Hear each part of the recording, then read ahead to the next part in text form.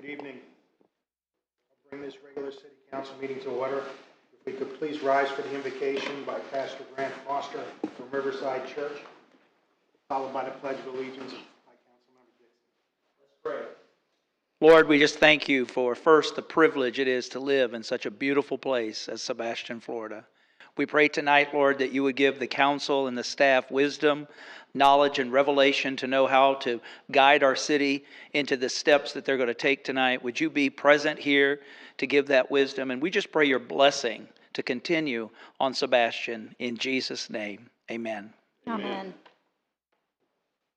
I pledge allegiance to the flag of the United States of America and to the republic for which it stands, one nation under God, indivisible, with liberty and justice for all.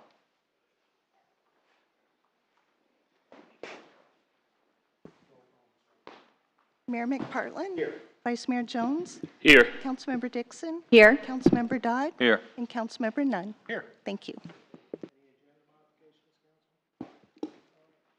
The proclamations, I have one for Aaron Miller.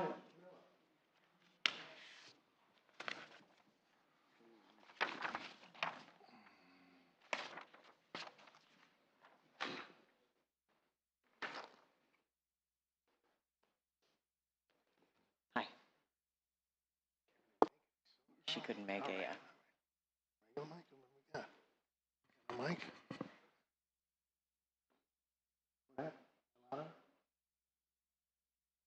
Oh, here's one. Testing. There we go. All right. I don't like the title here. It should say seasoned, right? Exactly. All right. This is a proclamation celebrating the Older Americans, Seasoned Americans Act nutrition program. Whereas on March 22nd, 1972, President Nixon signed into law a measure that amended the Older Americans Act of 1965 to include a national nutrition program for individuals 60 years and older.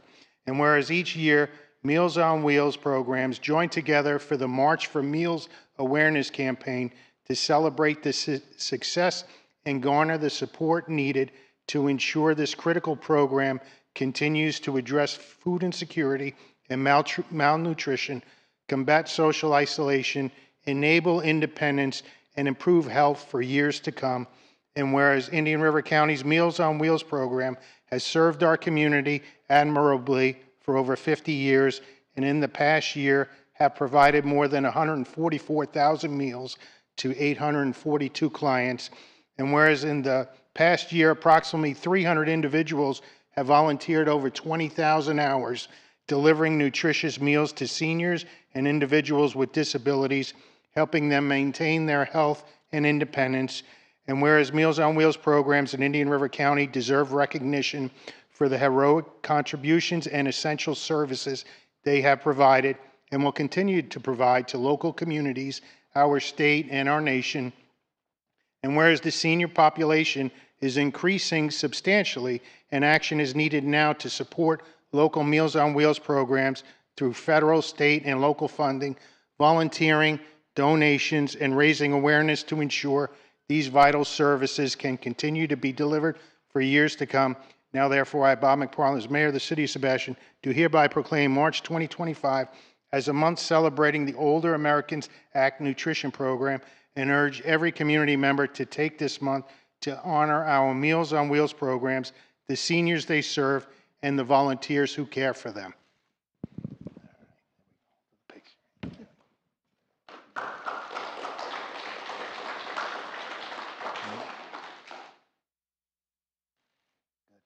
Thank you. You got a few words, I'm sure. Yes.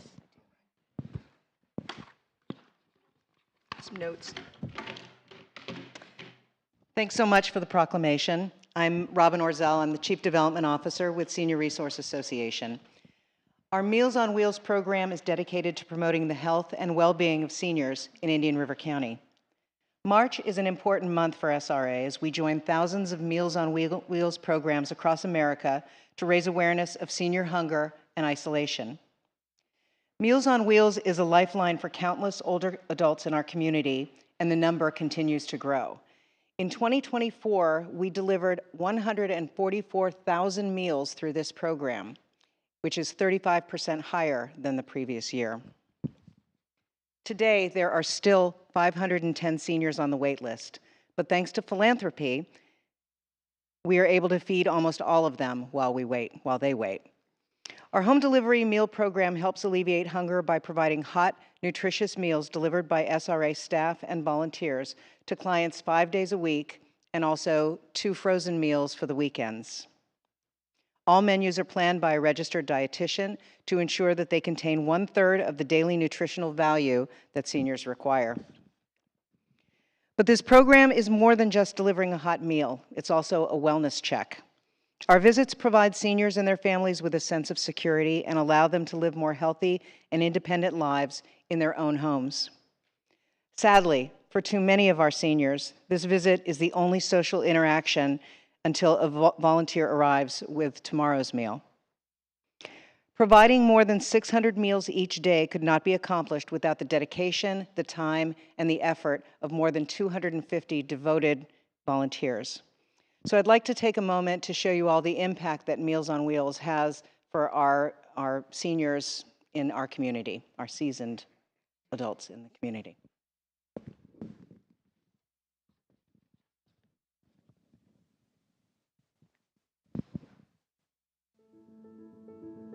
We all know people closely in your life that are going through ups and downs.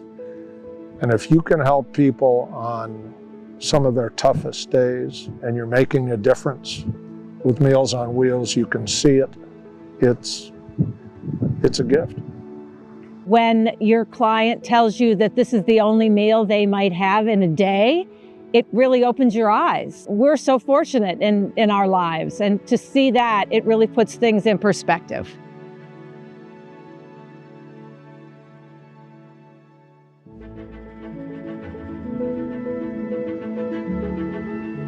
If it wasn't for you guys, I wouldn't make it. Between the bread and the meals, you don't know how many times a meal like this has helped us from starving. Going all day with no food and waiting for this. The best part of volunteering is you get more than you give. Completes your picture of the world you live in, and to be able to do this and help people survive, to help people stay in their home, to help people get a nutritious daily meal is really a gift to the giver. It's a simple place to volunteer. They need volunteers, the people need meals, and it just fit hand in glove, I think, with what I was looking for. We are so fortunate in our lives, and it just makes me happy to be able to do something for someone else. Join us in supporting Meals on Wheels and make a difference in the lives of local seniors. Thank you all for being here. Thank you all for your support. It's life-changing. So we need to ensure that this critical program can continue to address food insecurity and malnutrition, combat social isolation, and enable independence and improve health for years to come. On March 10th, 12th, and 13th, SRA is hosting March for Meals. It's a wonderful opportunity for public leaders like you all and members of the community to experience the gratification of delivering a nutritious meal to our homebound seniors. Now, many of you have participated in the past, I believe, and I'm hoping that you will all join us again this year, visiting a few of our seniors who would love to meet a special guest. So thank you again for this important proclamation and for allowing us a few minutes to speak on behalf of the hundreds of seniors that we currently serve and for those who will need our help in the future.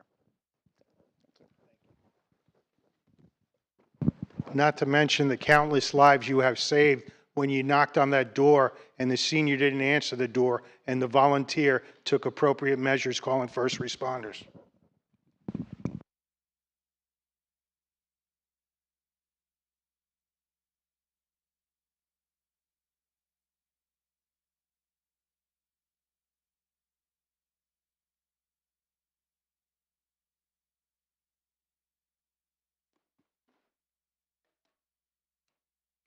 Leads us up to brief announcements.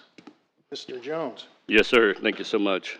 Friday, March 7th, Chamber of Commerce concert in the park at Riverview Park from 5:30 to 8 p.m. The band will be Johnny and the Blaze.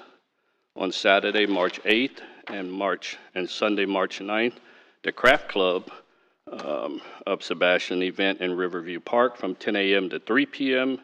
And Saturday, March 8th, Treasure Coast Astronomical Society Star Party at Riverview Park, Twin Piers, and that will be from 6:30 p.m. to 9 p.m. All right, thank you, sir. Any other announcements? All right, that leads us up to public input. Now is the time for anybody who wants to bring something to the council that is not on the agenda. Yes, sir. You come forward, state your name.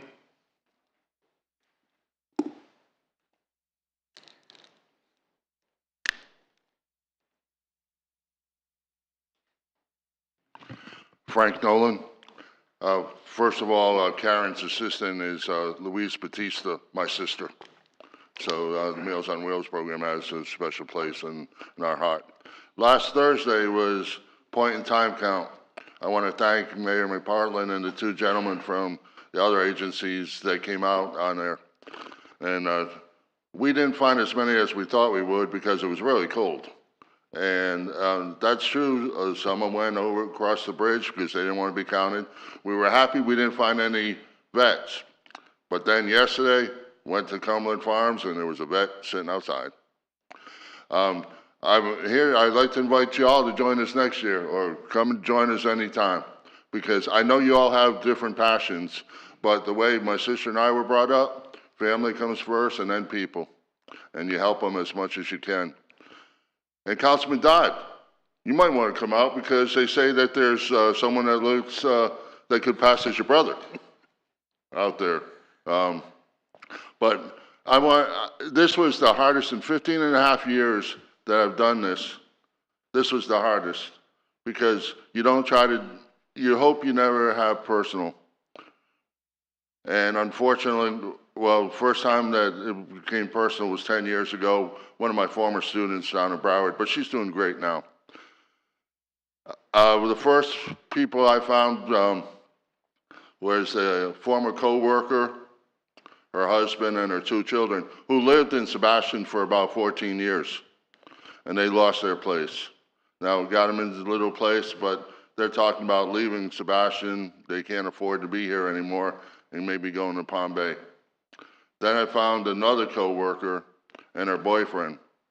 Again, they've been here for a while, but they want to stay. The third one, I'm a jerk because it was a domestic violence person, and it was a good friend of mine. And she had come into Duncan on President's Day, and I was so absorbed in whatever I was doing, I didn't have time to talk to her, or I acted like I didn't have time for talking to her. And I feel like I let her down. I found another domestic violence family also. So I just want to say I appreciate what y'all doing with Habitat for Humanity, but there's other people that need your help. And I know you guys got to be sick and tired of me coming up here. I mean, I come every few months and I say, please help, whatever. I don't know how much longer I'll be doing this. Maybe a year, maybe 10 years. They tell me my health isn't that great. Ever since the end of January to the end of March, every Thursday I go and get medical treatment. So I'm just asking you to think about, I know you all, again, have millions of things to do, but think about not only helping the people you're going to put in the habitat, but think about the other people. All right. That live here that need your help. Thank you, sir. All right. Thank you. Thank you. Anyone else? Yes, sir.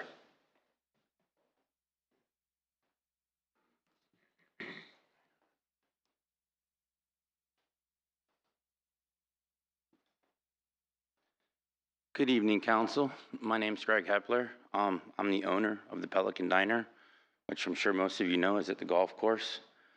My main reason for being here is right now we're having problems with parking. I know it's been brought to some of you guys' attention, but one way of addressing it today didn't seem to make much sense. You put some fencing up out in front of the front entrance, and that was to stop people because they said they're afraid they're going to get T-boned. By putting the fencing up, you took away extra parking that we did have, and to get people to not T-bone each other, speed limit. There's one speed limit sign, and it says 18 miles an hour.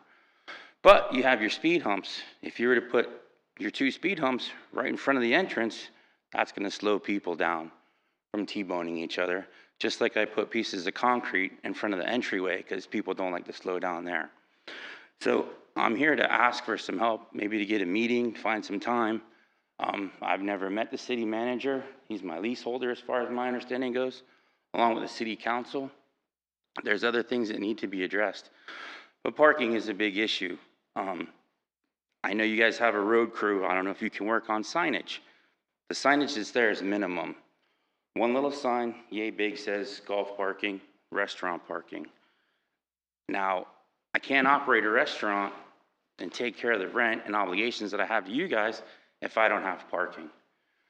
So I'm looking for help in this aspect because people understand and want to play golf, and yes, we need the golfers in the restaurant too, but yet you can't park in restaurant parking, play around a golf for 2 or 3 hours and take up parking space. That's not helping me, that's not helping us. So I don't know if there's something that can be done for more signage to make it a little bit more understandable for people so they can see it, read it. Also, before you pull into the parking of the golf course, right there in front of where the golf shack is or whatnot, I don't know if anyone can just come in and remove a little bit of the curbing so the people that want to park their golf and play golf right there in the grass instead of taking up restaurant parking, which inhibits us, which in turn hurts my staff and people that work here and live here. So I don't know how to go about getting a meeting with you guys individually or with the city manager or at one time. I think the first step will be with Mr. Benton. You have your card that you can give Mr. Heffler?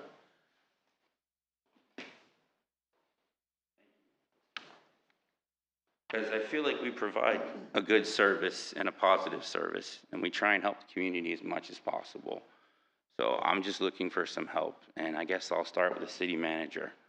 And if there's any ideas or input that you guys might have to help out the situation, I'd greatly appreciate it. I am there 6.5 days a week. I'm not hard to find. I thank you for your time. All right. Have a good evening. Thank you, sir. You've been a very good tenant, too. Thank you, sir. We try. All right, anyone else? Yes, sir.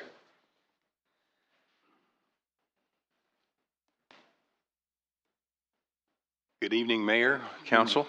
Richard Gilmore, Sebastian. Just to piggyback on what the the restaurant owner said, he's right. There's some real problems there.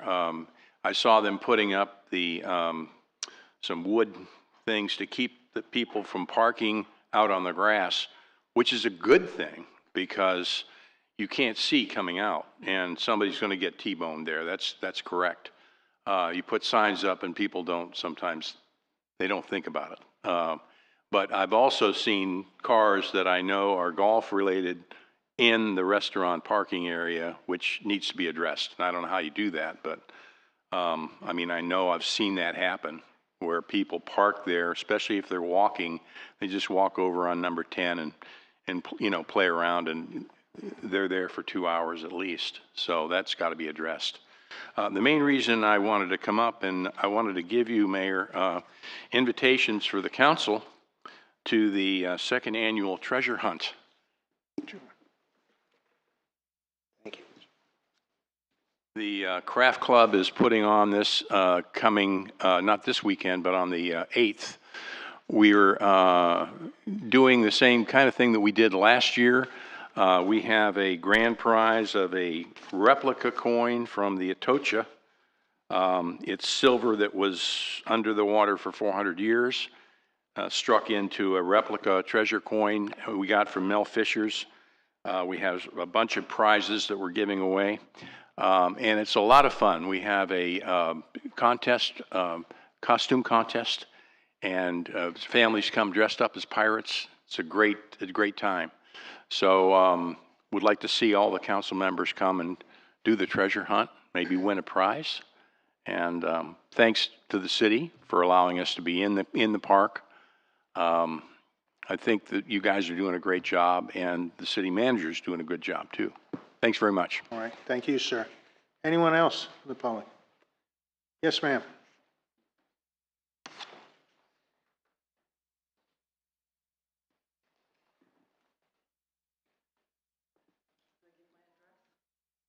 Just give your name, it's fine.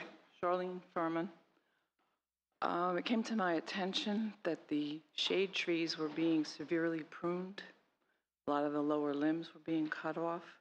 There was a blitz done at Hardy Park, which roused me and got me motivated to come down here to come before you all. It then morphed into looking at the other parks. They all seem to need more shade trees. And this new river project that you're doing in the riverfront park, the number one concern of people are that they want more shade. It seems there's a lot of moving things around that exist instead of just adding additional facilities that you don't have. Ping pong tables can be made out of concrete, you know, bocce ball courts. There's other things you could add, not just take what you've already got and move it around, trimming down the trees that you've got already with shade. It seems the memorial's in a good spot. There's more room over there for the playground anyway. Just maybe tweaking how the finances are spent. All right. Thank you. Thank you, ma'am. Sure, we're doing the minimum, getting rid of the shade as much as we can, right, Brian? Yes. Yes? We did have to trim some trees, and there were some obstructions and things like that. We do some low cut clearing on oak trees, but that's more of purposefully done wind mitigation and also hazards in regards to the height they are off the ground. All right. Thank you, Brian. Anyone else from the public? Anyone on Zoom? No one has raised their hand at this time. All right, thank you. All right. We'll close public input, and let me see. Committee reports and appointments. Anybody have any committee reports? No? All right. I'll recess the city council meeting and convene this community redevelopment agency meeting. Item number 8, consider approval of November 20th, 2024 CRA minutes. Move approval. Second. Any discussion? All those in favor? Aye. All right. Please accept item B, consideration of purchase order for Allen J. Automotive Management Incorporated in the amount of $57,481 for a Ford Super Duty F-250 crew cab for CRA landscaping. Alex, is this yours? Good evening. As part of CRA items, we want to make sure that items are purchased are in accordance with our adopted 2023 CRA plan. And so there are catalyst sites such as US 1. Landscaping improvements are identified as part of a recommended strategy for implementation of the redevelopment plan. And the purchase of this vehicle would allow our park crews to enhance and maintain the landscaping within the community redevelopment boundary while preserving Sebastian's community character, which is what that plan talks about. So with that, the procurement side is more Jessica as far as what that looks like for the purchase of the actual vehicle. Thank you, Alex. So, council, we are looking to piggyback off of the Sourcewell contract. We previously used them before to purchase vehicles, but we're looking to get this this Super Duty F-250. It's going to come from 2 of their contracts, and I want to point out that the contract says Allen J, but when you look in there, it says National Automotive Fleet. National Automotive Fleet has a fictitious name of Allen J Automotive, but they are a local vendor. We have used them multiple times, and the price of the truck did come in under budget. Thank you. Council, any questions for Ms. Graham, Ms. Bernard? No. Mr. Mayor, I move approval. Second. Got a motion and a second. Anyone from the public want to speak on this item? Anyone on Zoom? Not at this time. All right, roll call. Ms. Williams. Vice Chairman Jones, Yes. Ms. Dixon? Yes. Mr. Dodd? Yes. Mr. Nunn? Yes. And Chairman McPartlin? Yes. Motion carries. Thank you. Thank you. Leads us up to item C, selection of dredging and marine consultants, LLC, for RFQ 25-06 for professional design services for Main Street Park and boat ramp in the amount of $99,995. Is this again you, Ms. Bernard and Ms. Graham? Yes. So in accordance with the 2023 adopted CRA master plan, there are several overarching major themes that were identified, specifically infrastructure and drainage, as well as waterfront parks and public spaces. The design of the Main Street Park and boat ramp is in alignment with the recommendation of the strategies for the redevelopment plan implementation as was adopted in 2023. And with that, I'll turn it over to Jessica. So on November 1st, the council approved a find grant for the design of the Main Street Park and boat ramp. We issued out a solicitation for that. It was a request for qualification. We had 6 respondents, and the committee met to shortlist those respondents. The highest ranked vendor was Dredging Marine Consultants, LLC. We would like to move forward with a contract with this vendor to complete the design work.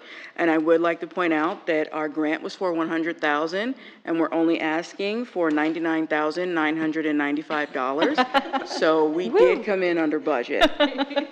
All right. Thank you, Ms. Graham. Council, any questions for Ms. Graham? No. I'll make a motion to approve, Mr. Mayor. Second. Got a motion and a second. Anyone from the public wish to speak on this item? Roll call, Ms. Williams. Ms. Dixon? Yes. Mr. Dodd? Yes. Mr. Nunn? Yes. Chairman McPartlin? Yes. Vice Chairman Jones? Yes. Motion carries. Thank you. All right, very good. I'll adjourn the Community Redevelopment Agency meeting and reconvene the City Council meeting, leading us up to item 10, the consent agenda. Mr. Mayor, I move approval of item A, B, C, and D of the consent agenda. Second. Thank you. Any further discussion on this? Roll call, Ms. Williams. Councilmember Dodd? Yes. Councilmember Nunn? Yes. Mayor McPartlin? Yes. Vice Mayor Jones? Yes. And Councilmember Dixon? Yes. Motion carries. Thank you. Leads us up to item 11, public hearing. We have a quasi-judicial hearing.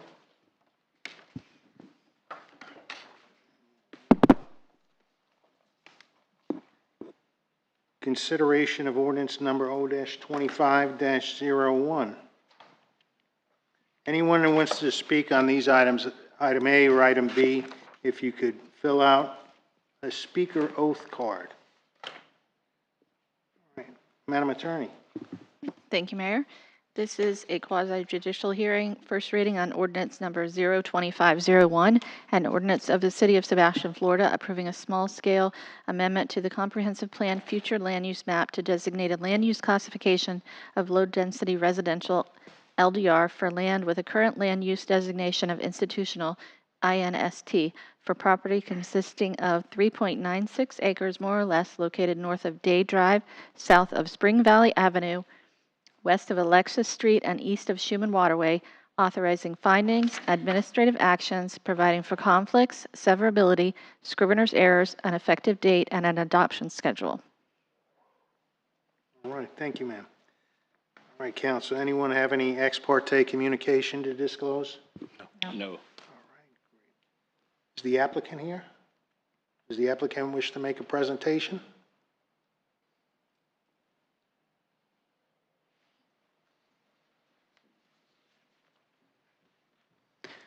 Good evening, Wesley Mills, Mills Short and Associates.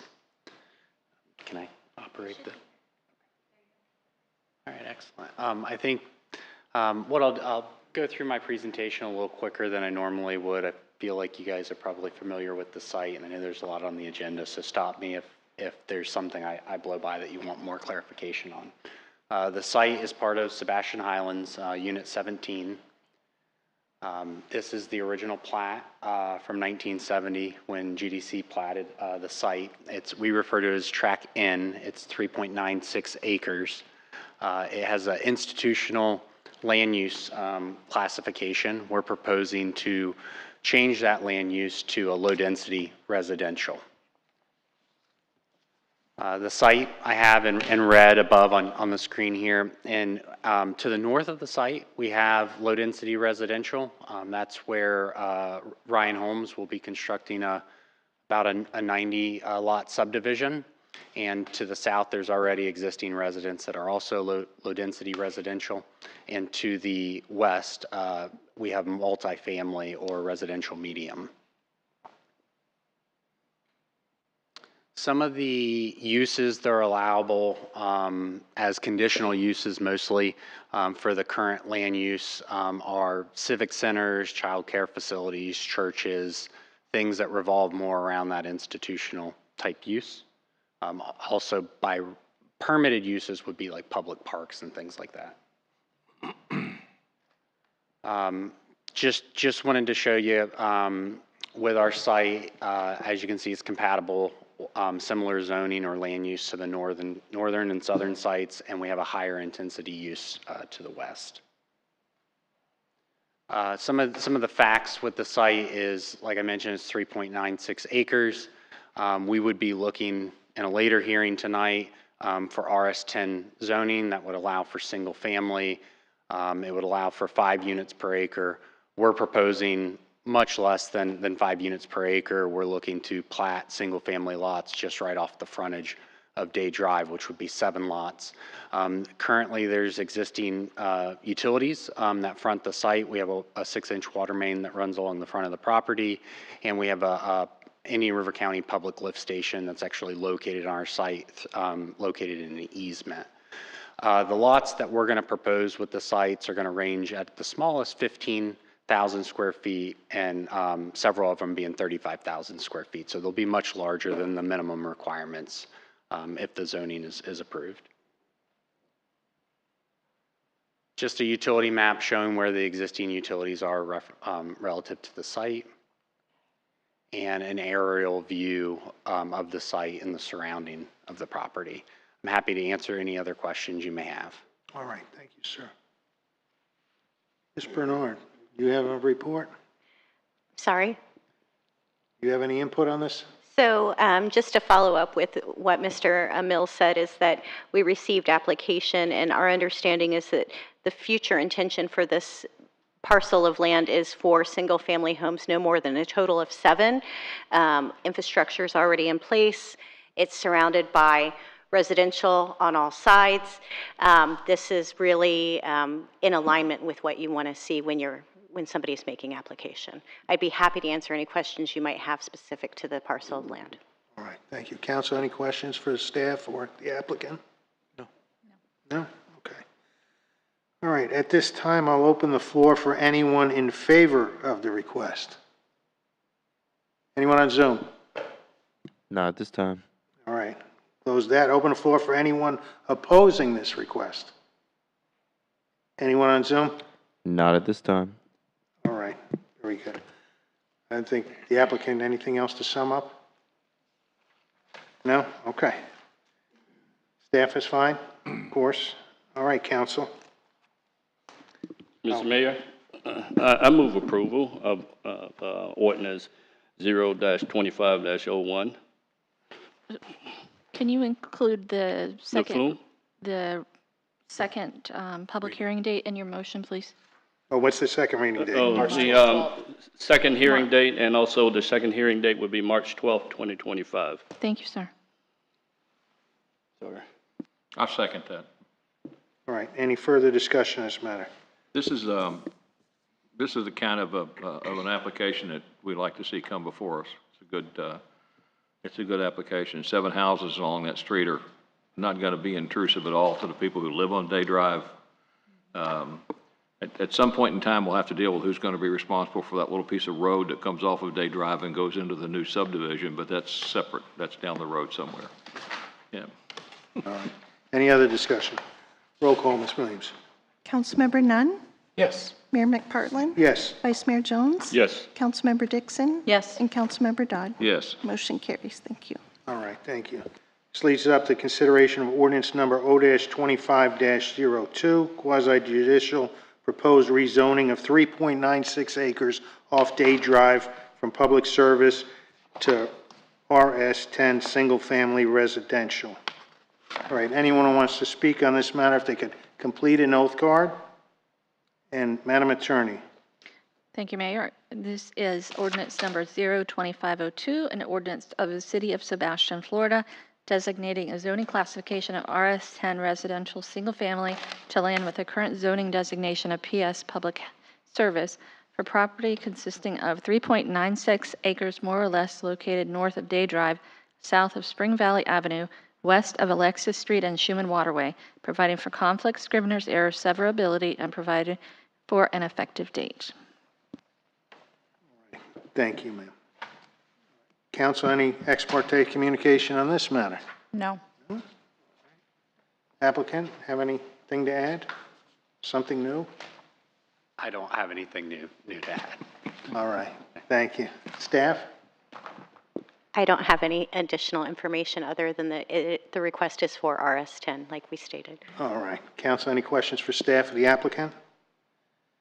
All right, at this time, I'll open the floor for anyone in favor of this request. Anyone on Zoom? Not at this time. I'll close that. Open the floor for anyone opposing the request. Anyone on Zoom? Not at this time. Nothing else to add? Nothing else? Okay, Council. Move approval of ordinance O-25-02 and set the date for the second reading to be March 12th. Second. All right, got a motion and a second. Roll call, Ms. Mayor McPartlin? Yes. Vice Mayor Jones? Yes. Councilmember Dixon? Yes. Councilmember Dodd? Yes. And Councilmember Nunn? Yes. Motion carries. Thank you. All right, thank you, ma'am. All right, no unfinished business leads us up to new business. Item 13A, consideration of ordinance O-25-07, amending Chapter 70 of the Code of Ordinances to include provisions for public camping and public sleeping. Ms. Bernard, is this you or Mr. Benton or All of the attorney? Attorney Reed Okay. first. Madam Attorney. Yes, sir. Thank you. Ordinance number 02507, first reading, an ordinance of the Council of the City of Sebastian, Indian River County, Florida, amending Chapter 70 of the City of Sebastian Code of Ordinances, offenses and miscellaneous provisions, trespassing, amending Section 70-7 to include public camping or public sleeping, providing for findings, purpose, intent, and definitions, providing public camping and sleeping, prohibiting public camping and sleeping on public property, providing for severability, conflicts, codification, scrivener's errors, and an effective date. All right. Want me to start it? Yes, ma'am. So, Alex is going for it. So this is a new legislation that was passed at the state level, and staff has provided this change in our code in response. For your information, that's House Bill 1365, 2024. It's kind of a mandatory thing that we have to enact based on that legislation, requiring that we cannot authorize or allow people to public camp or public sleep on city-owned property. And that was effective January 1st, 2025. So essentially, we don't have a lot of choice in the matter, and we're just following the state mandate on this by recommending this code change. So we're coming into compliance with the state. Is Yes, what we're sir. doing. Okay. Ms. Bernard, do you have anything to add on this matter? No, I believe that the city attorney covered it all. Mr. Mayor? can I Yes. ask- Reading this, it appears to me that any individual can file a complaint against the city for not enforcing this, and that That's- there's a fine within state statute for that. Yes, sir. That's why we have to do it, because Yeah. if we don't, we could potentially face litigation Right. Right. Yeah, I understand that. I'm just saying, I think it's important that we understand that we have to pass this by state statute. But any individual who wants to can file a complaint against the city for not enforcing that. All they've got to do is find somebody laying on a bench asleep, and they can do that. So to me, there's an issue here with the way this whole thing's being done. I understand we have to do it, and I'll vote for it for that reason, but I'm personally not in favor of allowing individuals to walk around and start filing complaints against the city because they see somebody asleep on a bench. But that's what we're opening ourselves up to. Is that a motion?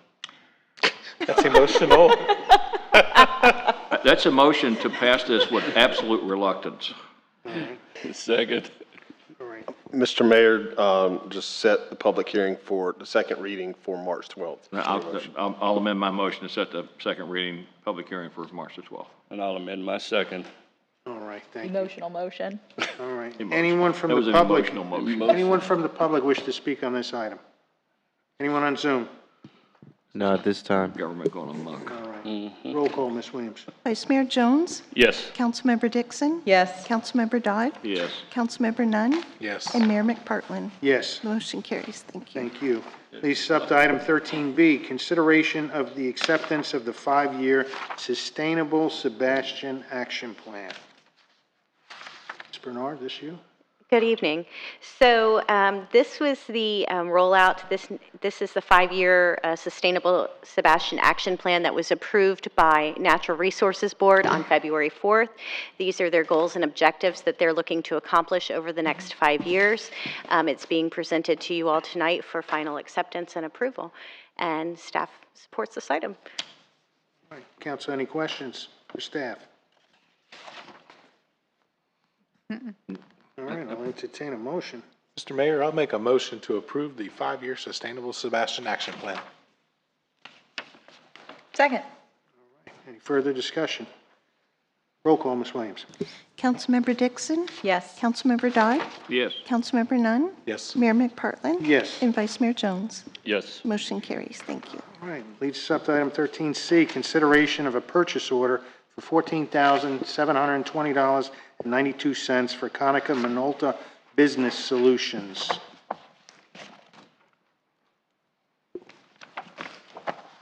Ms. Graham. Good evening again, Council. So I'm requesting a purchase order for Konica Minolta because we are coming to the end of our lease for all of our devices. We went through the process of issuing out a request for information to check and see what other companies had contracts out there that we can piggyback off of. We did that step because we are a smaller agency and us issuing our own bid would not have gotten us the best value. So after reviewing everything, we decided it would be in our best interest to purchase the devices that we have. There are, I can't remember the numbers. There are all of our smaller printers, we can purchase those for $1, and our multifunction devices, which are the big printers, we purchased those for the fair market value. So that's how we came to the $14,000. We did a comparison. There is a table that was included with the council agenda. I do want to point out there was a mistake on that table that I noticed today. It states that for Sassine's business supply, it comes in at $36,000. That is incorrect because that was for 12 months. It's only 5 months to close out the rest of the year. So I do want to point out it does come in at, I believe it's $22,000, which is less. But that is just for this year. As we add up the rest of the years, it would still be more expensive for us to lease the device because that's the pricing for a 5-year lease. The pricing for a 2-year lease would be substantially more. So that is why we are requesting a purchase order to buy out the printers, and we're requesting to be able to piggyback off of Konica Minolta's current contract so we can use that to cover the maintenance, the toner, labor, everything that we would need to keep the printers running. So I know that's a lot of information thrown at you, so if you have questions, please let me know. All right, it's one of those costs of doing business, I imagine. It is, I can't see a way that we can get it cheaper. We did at the 11th hour have the vendor Sassines come back and offer us actually remanufactured devices and their last year models, but it was still more than what we would be paying now if we kept our current devices and just paid for usage. Because we have some departments that use more than others, and it keeps it balanced so that everybody's not paying a higher price where we're allotted, if we go managed print, we're allotted a certain number of prints, but that means everybody's paying a higher price. Right now, the departments that print more, they're paying more. The departments that print less, they pay less. Thank you, Ms. Graham. Council, any questions for Ms. Graham? Is the intent in the longer term to continue to purchase these devices, or would we at some point in time think we might want to go back to a lease arrangement? So my conversations with Mr. Benson were that we're going to look at this as a 2 to 3 year stopgap, because right now we just need to see how the budget is to find the most cost-effective item, and then look at bidding it back out and look at possibly entering into another 5-year lease. But it just didn't make sense to do it right now when the machines that we have, we can shuffle them around and still provide service to the city at a lower cost. Okay, so there, I guess my question leads up is there a reason for us to think we might want to include in our capital improvement plan in like a 2 or 3 year window down the line funds to cover purchasing equipment rather than leasing? So I think what we would do is taking the facts that we have from this experience, our final purchase price, when we go back out to bid, we'll probably have a lease or buy option. Okay. And we will run the factors similar to what we did in this exercise and determine what's the most cost-effective and feasible option for the city. Okay. So we will, when we go back out, we'll look at both options. Okay, so from a budgeting point of view, you'll probably put some dollars in the budget to cover whatever option comes up in 2 years or 3 years or whenever it occurs. Okay. Yes, sir. All right. Sounds good. Thank you. All right, so most of our machines are about 5 years old? That's correct. And that's right. So, and some departments use a printer more than others. So I think I heard you say that they'll be swapped around so that these printers can last longer from one that uses it more than another one? That is correct. We have 2 significantly newer printers that are out at the Public Works Department. That lease does not end until 2028. So we were looking at moving those to our higher printer locations, which would be finance and the clerk's office. Okay. Yeah, so going this direction would really save every year about 13 to 14,000 so far over the next couple of years, I should say, right? We would, because we're no longer paying a lease price. We are just paying the price for usage, and that is going to fluctuate. And I do want to point out that the prices that you see before you are based on the 44 devices that we currently have. But as our MIS director just reminded me, due to Sustainable Sebastian, we are looking to cut down on the number of printers we have and right-size our fleet. So the numbers that you see before you, and as we move forward, it's going to cut down, because we have a lot of printers that are not being used, and we are going to cut down on that so we can not only save money by not printing at those, but also implement practices so we're not printing as much. Thank you. Thank you. Any additional questions for staff? I move approval. Second? All right. Anyone from the public wish to speak on this Oh, it's a item? resolution. I guess I need to say approve. Resolution 2505. And second. All right. All right. Again, anyone from the public wish to speak on this matter? Anyone on Zoom? Not at this time. All right. Roll call, Ms. Williams. Councilmember Dodd? Yes. Councilmember Nunn? Yes. Mayor McPartland? Yes. Vice Mayor Jones? Yes. And Councilmember Dixon? Yes. Motion carries. Thank you.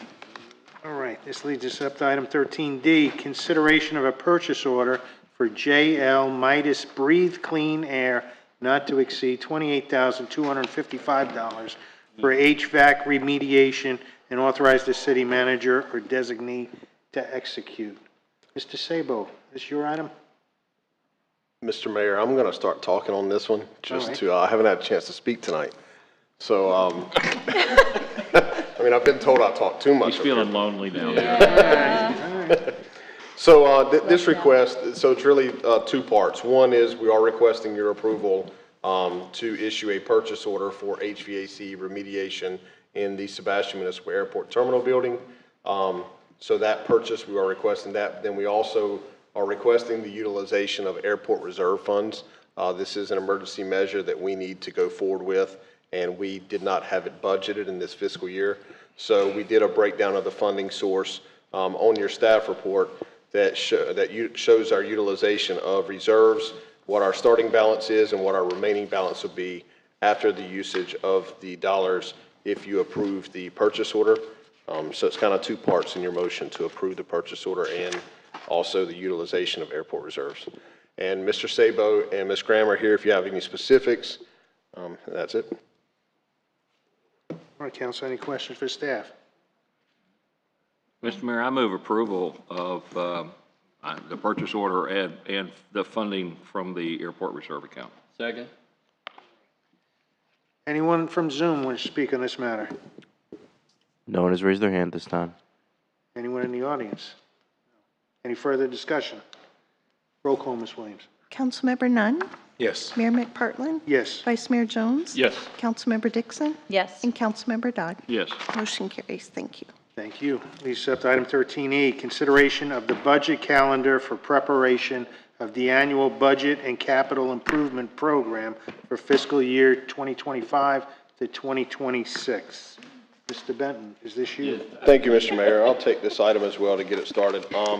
So what you have before you all, as we've discussed, is the fiscal year 25-26 budget calendar that showcases exactly the process that we will follow and the deadlines we will meet and hold ourselves to for the development of this year's annual budget. Now that we have Mr. Stewart on board as our finance director and CFO, I think that this is going to move forward seamlessly. As mentioned in our individual meetings, staff has already begun the process behind the scenes, but we formalize it through this budget calendar process. There's two dates that I want to bring to you all's attention that I have plugged in here, and those are the budget workshops. If you remember last year, we did them all in one day. Yes. Based on a calendar kind of setup of how things work. I would prefer to do it over the course of 2 days, just to spread it out a little bit and give us an opportunity to have a little bit more discussion in regards to the budgeting in specific departments. And I tried to spread those departments around between the 2 days in regards to really the type of budget, the CIP requests that come out of those, and spread them evenly across both days. July 17th and July 18th are those identified days that we currently have. So if anyone currently has scheduling conflicts with those 2 days, then we can start discussions on adjusting those now, but it might fall over to the next meeting. I've got a conflict on the 18th. Same. What about the 16th? Could we go 16th, 17th? Yeah, I could. I can do that.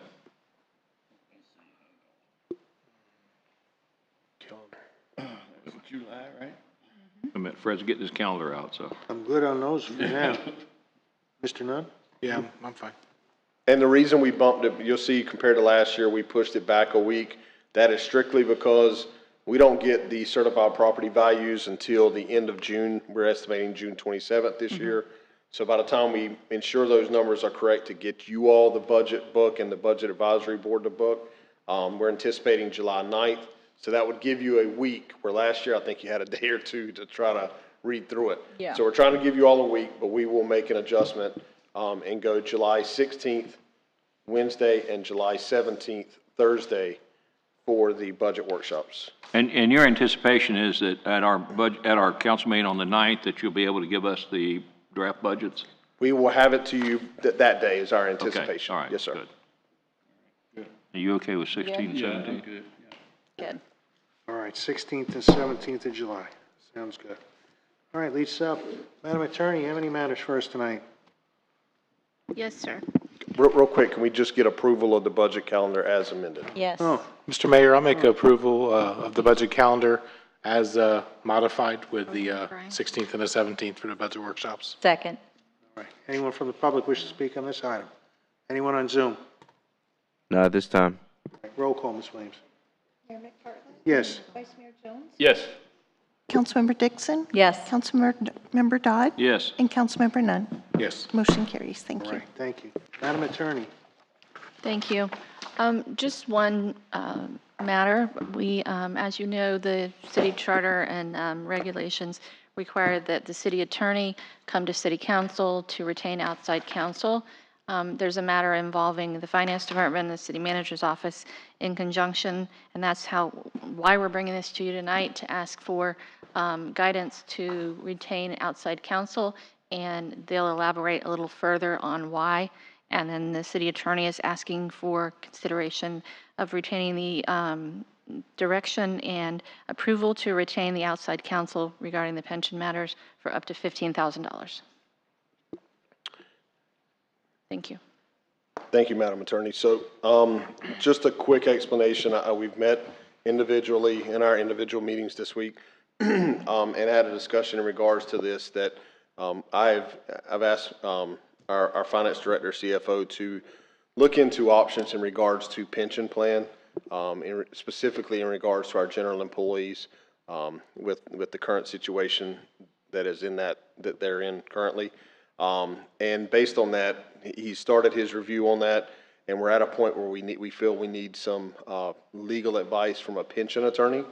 And so we're requesting the approval from you all in an amount not to exceed $15,000 for legal counsel, outside legal counsel for that review.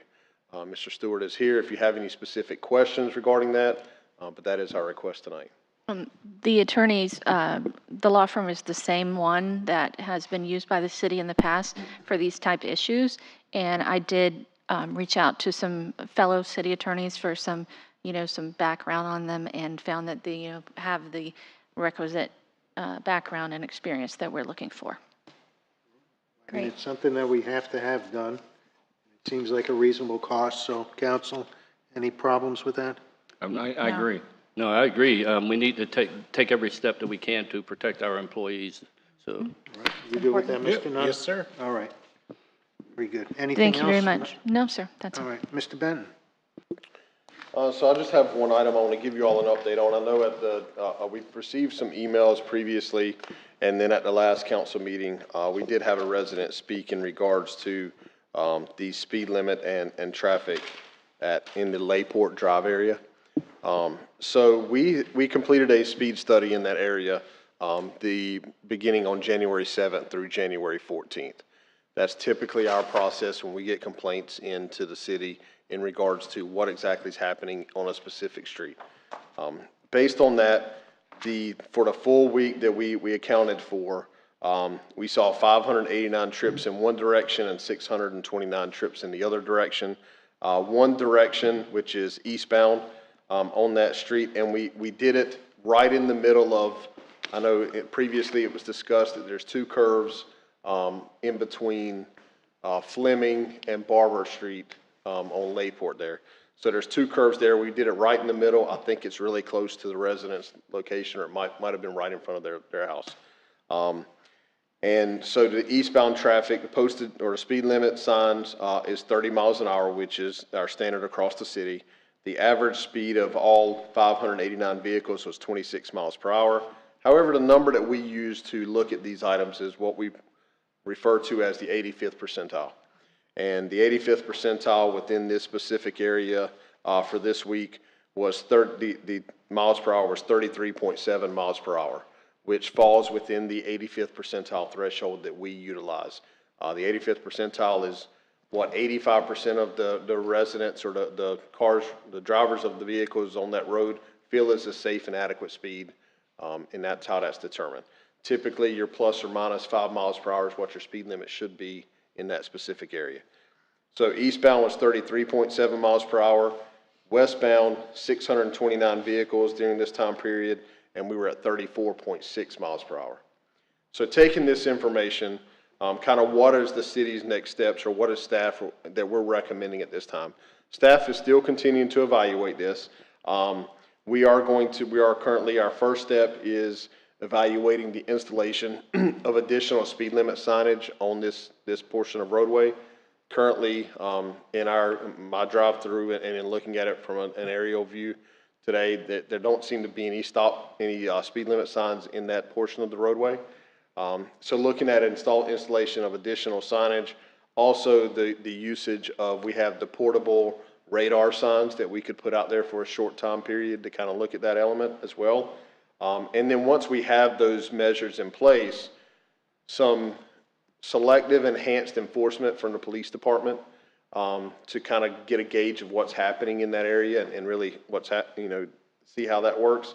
Then we would come back with another speed study to see if the measures we took affected it at all. Once again, 85th percentile numbers here don't throw major red flags, but I can tell you that there are some areas in which we see some excessive speeds in the range of 45 to 49 by a very small percentage of about 6% of the traffic that goes through there that's in the 45 to 49. So we know there are some issues in, in those concerns. So I wanted to report back to you all on what our steps are, what we're looking at, and just ensure to you all that we are evaluating this. And this is pretty standard of how we evaluate any citizen request that comes in. Even if it's not before council, we do these same steps as we're looking at this. So if you all have any questions of me, you can ask them now, or I can continue to keep you all updated as we continue to evaluate. As I said, our first measure is the installation of stop sign or speed limit signs. Any specific times when the heavy speed was happening? Yeah, so I mean, when we look at it, it was typically what kind of throws us the number is between noon and 2:15. So it was kind of a lunch period is when the high speeds were. And then again, you look at 3:45 to 6. But when I say a lot, I mean over the course of a week, the lunchtime period, we're looking at 13 or 14 cars in one direction and about the same in the other direction. And then that evening period, you're looking more along the lines of 7 to 8 cars. You know, so it's not a lot, but it does when you start to look at the percentages. We are looking at some higher percentages and at higher speed that we typically don't see. It usually starts to drop off as we go further, and it does come back up after we get to 45 miles an hour. And I'm sure we're looking at some enforcement at particular times. Yes, along the absolutely. Yes. When we go to enforcement measures on this, they will be pretty specific time frames that we're looking at. Thank you. Brian, there's some, in Curry Creek Estates, there's a sign that says, here's the fine if you are 35, 40, 45. Could we think about putting something like that as part of the signage out there so people see that? Every time I see that, I slow down because I don't want to pay a $200 fine. But Yeah, they used I to have don't one of drive those that on fast, Indian River Drive, but too. I don't know. That's just one piece of signage that actually has an impression. It does an impression for people to see that. So. I know when I was a young teenage driver and I saw those signs, I was like, oh, I can't afford that. I better slow down.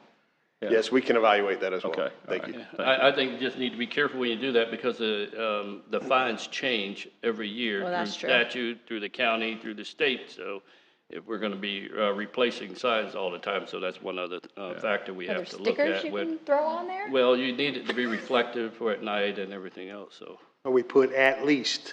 At least. There you go. That works. my point in saying that is minimum fine. Minimum. Yeah, just but my the right point in word. saying that is that if we're gonna put a sign up that says, here's how much it's gonna cost you, we better know that that's what it's gonna cost them, so. Right, because they'll come that after would us be for my the concern. remaining balance. Yeah, I'm just thinking of the one at Collier. I'm pretty sure it says minimum fine. Right. So that that would be the minimum, and obviously Right. if Yeah, it's well, raised. there's one on Fleming Street as you pass Chester's Gap, and then there's one further on in Curry Creek, and there's one, so they're down through that.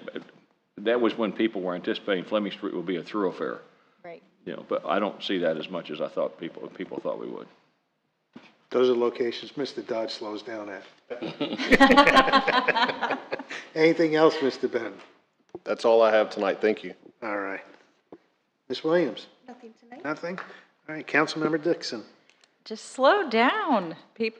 I deal with it every day on the roads. And in fact, at my full-time job, I've been asked by our student resource deputy to make these how-to videos with my film students. And we're putting together like what to do if you get pulled over and what to do if you're in an accident. And so my students are having to gather all this information, and we're working with the deputy, and we're doing all this stuff because the teenagers don't know what to do. And in fact, with the whole speeding ticket thing, they were like, well, Ms. Dixon, how much does a speeding ticket cost? And I'm like, well, actually, it depends on how fast you're going. So it's all relevant. But yeah, I mean, there's so much aggressiveness out there. Like, just everyone needs to be kind to everybody. It's really what I'm seeing out there. Anything else? All right. Mr. Dunn.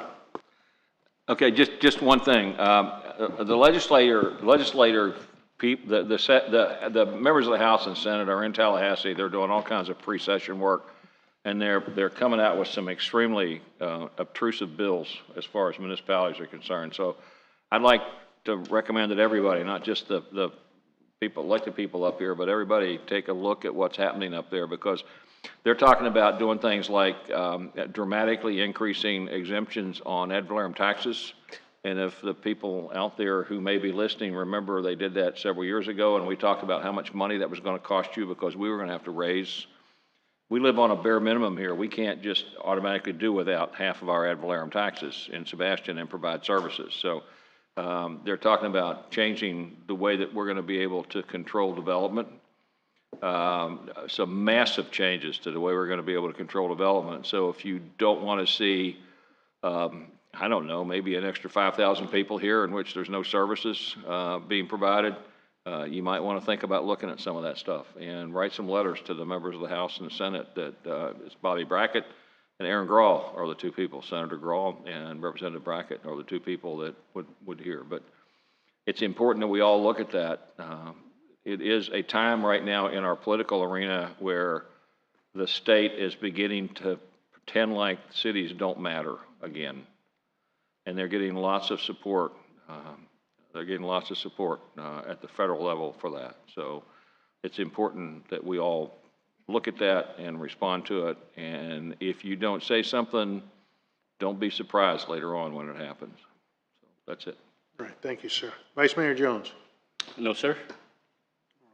Well, while we were on the traffic thing, when a gentleman I was out with the other night, he was talking about crosswalks at Barber and Joy Haven and Barber and Concha, because I guess there's a school stops there, and they cross the street, and that's where the bridge is, and everybody's going a little bit more than probably 40 on that. And then me and Brian took a field trip yesterday. We went down to the county commission meeting, and we were down there, and they were discussing, you know, when we had that joint meeting, actually it was 2023. It didn't seem that long ago, but that's, you know, almost a year and a half ago. And they were trying to get some more, but the bulk of the board was not open to that. But they were open to the county administrator and the chairman meeting with cities managers and their mayor. And I was talking to Brian about possibly if we could send a request, because there are some items that we really want, what's going on with down there on the river, the sewer. So just want to see if there was a consensus, if there was any kind of problem with him sending that. I don't think it hurts to do that, but I will tell you that I'm not convinced that, I'm not convinced that anything will come about from that. There was conversation about trying to have a mayor's council. And I know I was on the Council of Local Governments up until this last year, and we had plenty of conversations, but no action was ever taken. There is the city manager meets, I think, now with the other city managers, and I don't know that anything's been done with that. I don't have any issue, personally have any issue with the mayor and the city manager meeting with whoever they want to meet with, because it's good to do that. But I think that we need to express support for non-planned, and I don't want to see, personally don't want to see PowerPoint presentations provided to the council and the commission in a meeting. I want to see honest, open dialogue between the commissioners and the council members. Yeah. I'd like to ask the question, okay, are you going to provide sanitary services to the city of Sebastian, yes or no? Not a presentation from somebody talking about what the impact fees are and what the cost is and all that kind of stuff. Are you going to do it, yes or no? Because we've already chartered Brian to look at options available to us on that. And until we know that answer to that question, we don't know anything. So, and I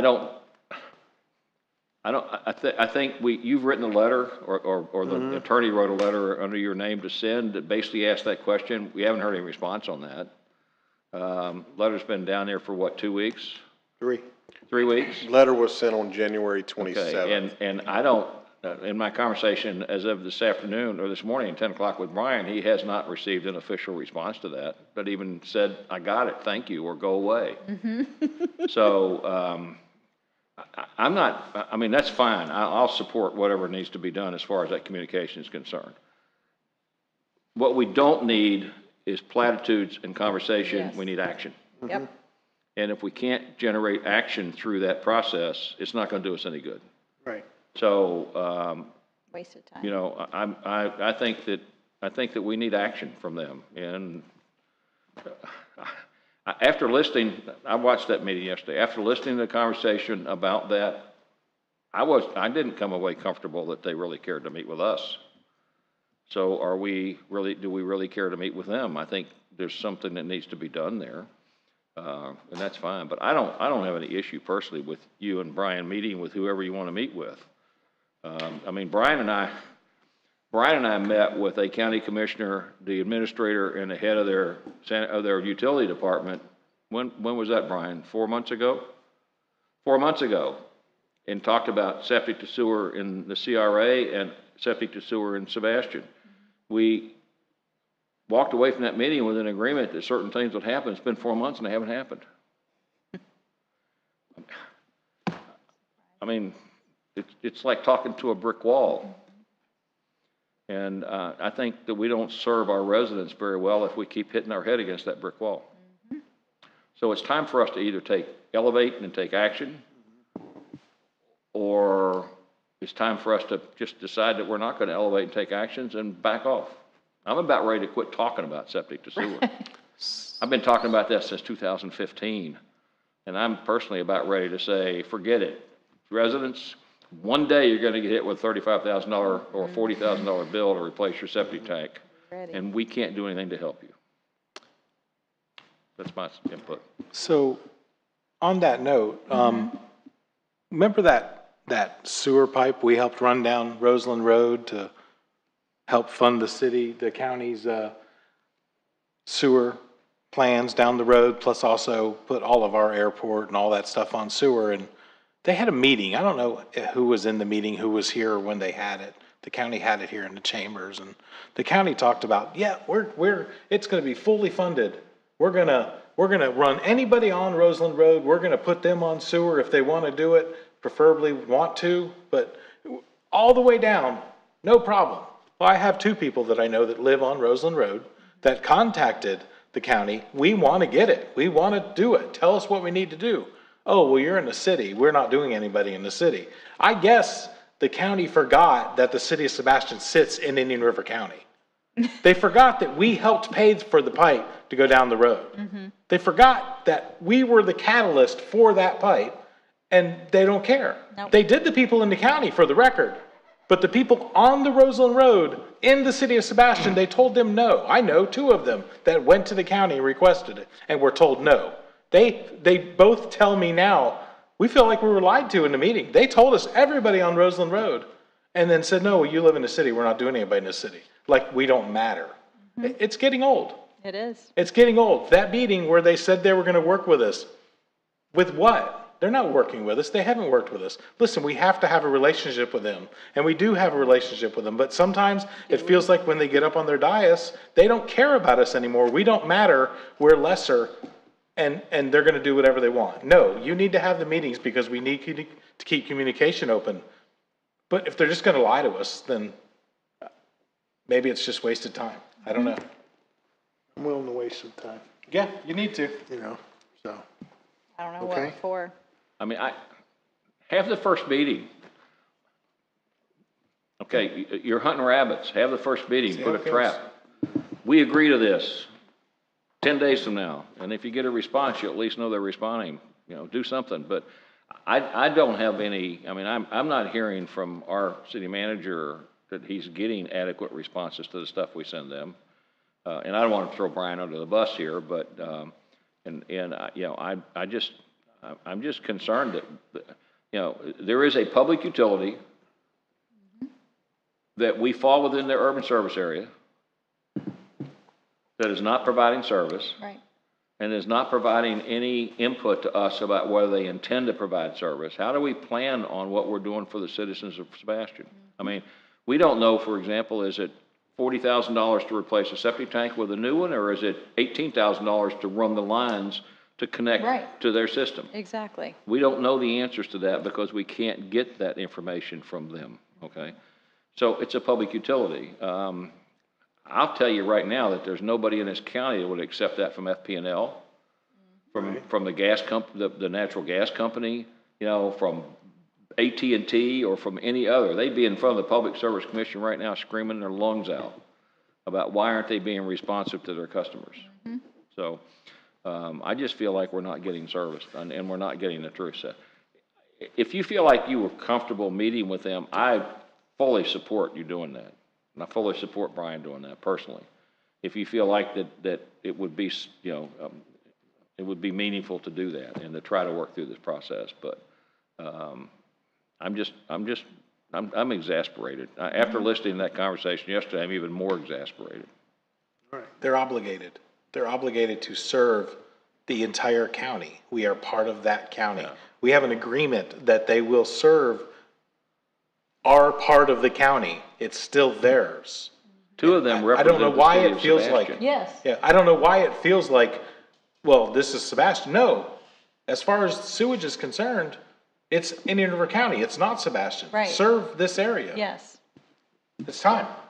All right, well, we'll see what we can do, right, Yes, Brian? sir. Yes, sir. All right, that's all I had. Mr. Nunn? I have two things. One, I want to say thank you to everybody that has reached out to me about my father passing away last Tuesday. The support was overwhelming, and I want to say thank you for that. Second, in Cocoa, when you drive down A1A, they have a sign that says, for the next 2 miles, the entire road is a crosswalk. Now, they have crosswalks, but they also say that the entire road is a crosswalk area. And I think they do that because it gives them the ability to probably enforce somebody almost running somebody over when they're not in a crosswalk crossing the road, because there's a lot of beach access and other things there. It's something I would love for us to maybe look at what Cocoa's doing and see, is that something that would be appropriate for that 1.5 miles we have down on the river? Would it be worth looking and seeing the legality or the situation related to that? But it's definitely up in the Cocoa area on A1A, if it sounds good. It seems like it might be a good idea. I said it gives the ability to enforce somebody almost running somebody over when they're not in a crosswalk, and making sure people understand anybody could be crossing anywhere. It's a pretty fluid area. But that's all I have. I would just wonder if that would conflict with state law, so. I don't know. That's why I said Cocoa's got them, so. State law has crosswalks in Cocoa there Beach, yes. specifically, so. So, but there's someone you can look at and talk to about case study and all that, maybe. All right, nothing else? No, sir. All right, being no further business, we're in adjournment. Adjourned.